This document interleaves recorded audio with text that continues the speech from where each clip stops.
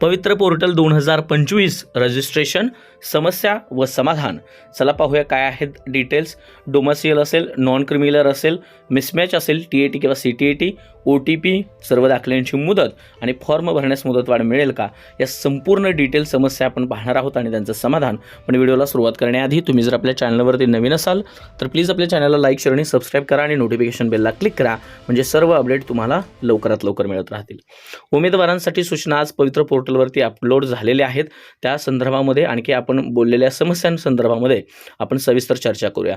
उमेदवारांनी यापूर्वी जर नॉन क्रिमिनल प्रमाणपत्र काढलं असेल तर ते 2025 साठी ग्राह्य असलेले सादर करावे, असं ही सूचना आहे. पहिली याच्यामध्ये स्पष्ट केलेलं आहे त्यांनी की 2025-26 साठी ग्राह्य असलेले नॉन क्रिमिनल पाहिजे. आता तुम्ही कोणत्याही कास्टचे असाल तर त्याच्याबद्दल तुमचा जो संवर्ग असेल, जात संवर्ग, त्याच्यामध्ये नॉन क्रिमिनल प्रमाणपत्र हे 31 लक्षात घ्या 1 एप्रिल 2025 पासून ते 31 मार्च 2026 पर्यंत असलं पाहिजे, तर ते तुम्हाला अपलोड करता येईल. ठीक आहे. त्याच्यानंतर बघा, EWS प्रवर्ग असेल तर त्यांच्या उमेदवारांचे जे प्रमाणपत्र आहे ते उत्पन्नावर आधारित असल्याने 2025-26 साठी ग्राह्य असणारे प्रमाणपत्रच पोर्टलवर अपलोड करणं आवश्यक आहे. याच्यामध्ये सुद्धा EWS प्रवर्ग जर तुमचा असेल तर याच्यामध्ये सुद्धा तुम्हाला जे उत्पन्नावर आधारित 1 एप्रिल 2025 पासून 31 मार्च 2026 पर्यंत ग्राह्य असलेलं EWS प्रमाणपत्र अपलोड करता येईल.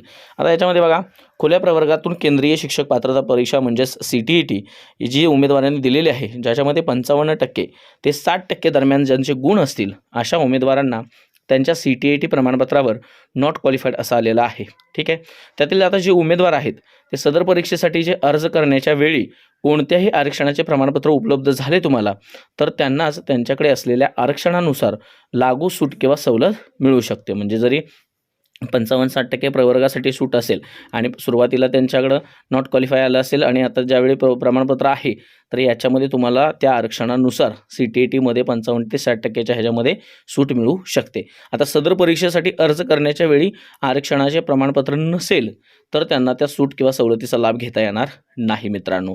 म्हणजे ज्यांच्याकडे असे प्रमाणपत्र त्यावेळी नसतील तर त्यांनी सदर परीक्षेतील पेपर 1 आणि पेपर 2 गुणांची 55% ते 60% या दरम्यानचे गुण असतील तरीही नोंद करायची नाही जर तुमच्याकडे प्रमाणपत्र नसतील तर. आणि अशी नोंद केल्यास तुम्हाला संबंधित उमेदवारावर त्यासोबत जबाबदारी राहील, त्याच्यावरती ठेवलेलं आहे सगळं. ठीक आहे.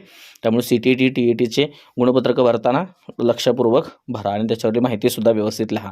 शिक्षक अभियोग्यता व बुद्धिमत्ता चाचणी 2025 परीक्षेच्या वेळी अर्ज करताना उमेदवारांना त्याचे 2 मोबाईल क्रमांक नोंद करण्याच्या सूचना दिलेल्या होत्या. परंतु काही उमेदवारांनी काय केले, परीक्षेच्या एकाच मोबाईल क्रमांकाची नोंद केलेली आहे आणि सदर मोबाईल क्रमांक कार्यान्वित नसला तर त्यांना पवित्र पोर्टलवर प्रमाणपत्र पूर्ण करता येत नसल्याचे विनंती अर्ज प्राप्त झालेले आहेत.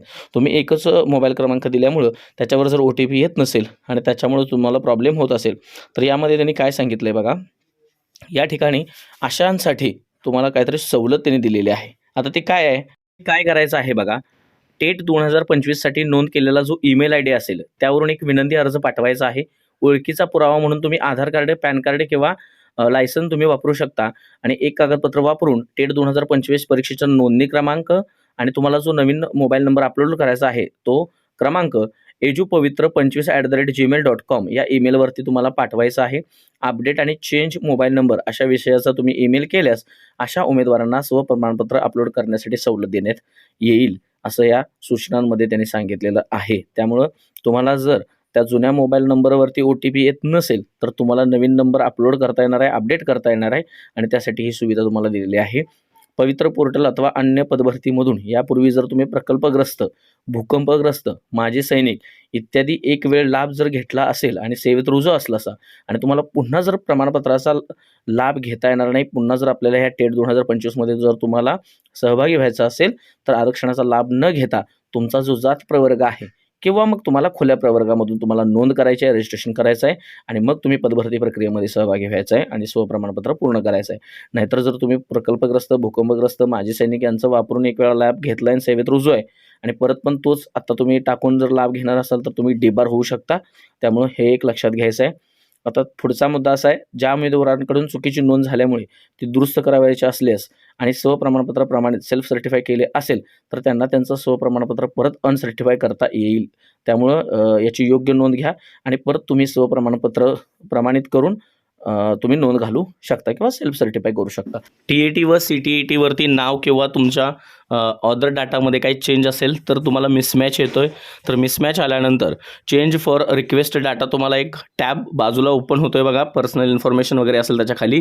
तर चेंज फॉर रिक्वेस्ट डाटा तिथे करायचं आहे तुम्हाला आणि संबंधित तुम्ही कोल्हापूर जिल्हा असेल, सांगली जिल्हा असेल, कुठल्याही जिल्ह्यामध्ये संबंधित विभागीयमध्ये प्राथमिक शिक्षक किंवा माध्यमिक शिक्षणाधिकारी यांच्याकडून जाऊन तो मिसमॅच तुम्ही काढून घेऊ शकता आणि नंतर मग तुम्ही फॉर्म सेल्फ सर्टिफाय करू शकता. ठीक आहे, हे एक त्याच्यावरती ऑप्शन आहे. अशा पद्धतीनं तुम्ही पवित्र पोर्टलवरती रजिस्ट्रेशन करून आपला फॉर्म सेल्फ सर्टिफाय करू शकता. व्हिडिओ आवडला असेल आणि काय अपडेट असतील, तुम्हाला काय सूचना करायची असेल तर कमेंट बॉक्समध्ये करा. ठीक आहे, व्हिडिओ आवडला असेल तर चॅनलला लाईक, शेअर आणि सबस्क्राईब करा. धन्यवाद.